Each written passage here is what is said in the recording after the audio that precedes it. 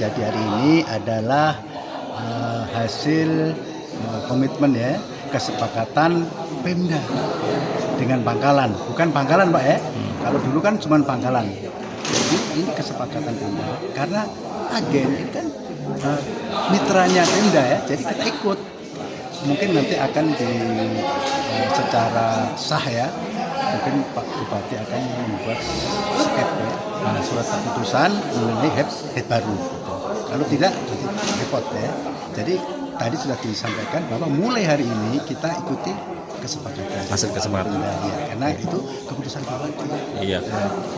Sebelumnya tadi disampaikan oleh Pak Sekda bahwa harga 30.000 belum head, tapi ini masih harga kesepakatan. Iya. Jadi belum kayaknya.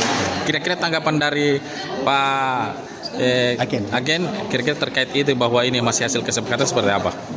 Jadi kita ikut aja. Ikut saja dengan hasil kesepakatan. Nanti akan ada tim perumus itu, mungkin akan ditetapkan melalui skep ya. Gitu. Oke, jadi, siap. Pangkalan sendiri, mudah-mudahan mereka sudah patuh lah ya. Selanjutnya Pak Kepala Agen terkait adanya pangkalan-pangkalan yang sebenarnya sudah tutup tapi tetap kuotanya diberikan. Ada tadi tanggapan masukan masyarakat. Apakah betul ada pangkalan yang tutup tapi kuotanya masih tetap jalan?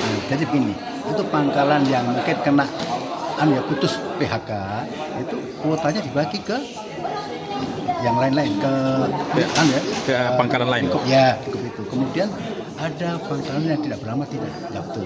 Karena begini, pangkalan itu kan harus ada koordinat. Ada koordinat dilaporkan, ada NIB. Jadi begitu Pertamina ngasih jadwal, oh ini pangkalan ini, kita tinggal menyalurkan. Dari agen itu tinggal menyalurkan. Ya, menyalurkan sesuai kuota yang diberikan Pertamina. Kemudian terkait kurangnya tersebar jumlah pangkalan, ada satu desa yang hanya memiliki satu, kemudian desa tetangganya memiliki 3, sebenarnya jumlah penduduknya tidak terlalu. Itu siapa yang menentukan sebenarnya? Dari Pemda ya? Oh. Itu kan mereka kan harus survei, kemudian ya kalau misalnya ada pangkalan baru ya, agen tinggal menerima pangkalan, agen ini ada tambahan kota atau tambahan pangkalan di daerah dari ini, itu nanti kita tinggal melaksanakan. Kalau ada pangkalan yang biasanya tidak rutin masuknya, kadang tidak ada sama sekali, gimana? Ini itu ya, kalau itu kaitannya mungkin pangkalan itu nggak konsisten ya.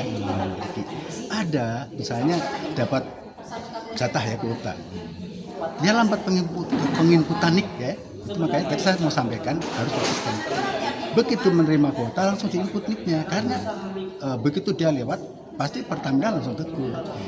Itu hanya dampaknya ke agen dikurangi, pasti dikurangi. Makanya kita tekan terus, tolong setiap ada penyaluran di situ tulis tadi, tolong segera. Terkait ada keluhan dari pangkalan bahwa terkadang ada gas yang diturunkan tidak ada isinya, kemudian ada gas yang bocor.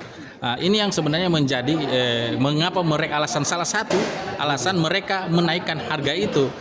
Apakah saya mohon klarifikasi dari pihak agen, apakah betul itu langsung diganti? Bagaimana prosedur penggantiannya itu? Katanya agak sulit untuk mengganti itu. Kira-kira bagaimana tanggapan? Ya, itu masalah tabung bocor.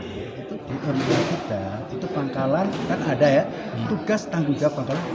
Saat ada pengantaran itu pangkalan harus punya bak air. Iya. Timbangan. Iya. Nah, waktu saat kemudian Satgas itu ada pangkalan yang tidak ada. Jadi jangan salahkan, misalnya sudah diantar ya, sudah diantar nanti 2 hari, aduh tabung bocor gitu.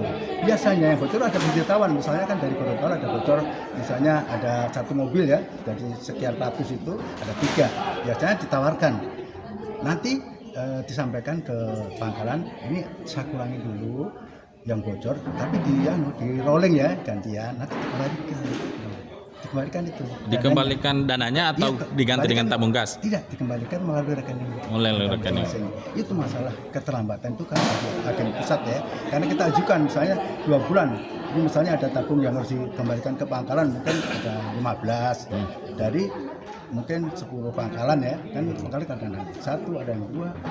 Itu tetap harus dikembalikan, kan saya sampaikan. Makanya pangkalan harus konsisten, harus rajin menginput ini dengan siapkan fasilitas yang sudah menjadi perjanjian kita. Berarti selama ini kalau ada yang input dik itu double, Itu bisa Nggak didapat. bisa, kalau double nggak bisa, Mas. Karena begini, kalau kita misalnya ya satu KTP, satu nik itu, kalau misalnya 1 bulan sudah, misalnya minggu ketiga, dia sudah di 4 nggak bisa, sudah blank dia. Di sistem sudah blank nggak bisa. Ya. Jadi satu KTP itu cuma 4 kali. Itu sistem. Oke. Tapi kalau misalnya nik ya, yang dulunya di saya UKM, sekarang nggak bisa, harus diperbarui, diupdate ya. Itu harus situ, kemudian harus di foto izin usahanya. Kalau pencabutan izinnya berarti bukan lewat Itu merupakan pelanggaran ya. dari Karena kan kalau akhir itu biasanya dapat informasi dari tim satgas ya, itu nanti kita ulangi datanya dulu atau peringatan, dipending dulu. Nah, Berapa kali ya, peringatan? ya. ada SOP-nya berapa kali? Kalau cuma 1 kali, kalau masih langgar langsung putus saja. Ya, lanjut Pak terkait Pak transaksi pembelian gas tabung gas LPG ini, apakah memang uangnya dikirim terlebih dahulu? Ya, Dikirim terlebih dahulu. Kan tidak. Sehingga ini katanya menimbulkan biaya drilling, kemudian biaya penginputan melalui datanya. Ini memerlukan biaya sehingga pemerintah daerah berinisiatif untuk menaikkan harga ini menjadi 30 karena alasan itu. Apakah ini memang seperti itu kenyataan di lapangan? Itu tidak melanggar hukum. Memang kenyataan kok. Kalau dulu ya, tahun sebelum 2021 itu kita bayar ke yang antar sopir saya bayar, tidak ada beban apa-apa. Dengan harga yang sama, kemudian diinstruksikan harus melalui pembayaran melalui cashless, store di bank, kemudian penginputan. Tapi kalau secara hukum Itu kan aturan, ya aturan. Harus. Karena ya ini kan yang menentukan kan Pemda. di saat ini 30 Ya, nanti mungkin Pak Bupati pasti ada kan disampaikan Pak Suwoto akan dibentuk mungkin tim perumus dasar bahwa menaikkan sudah headnya dinaikkan. Oke, terima kasih.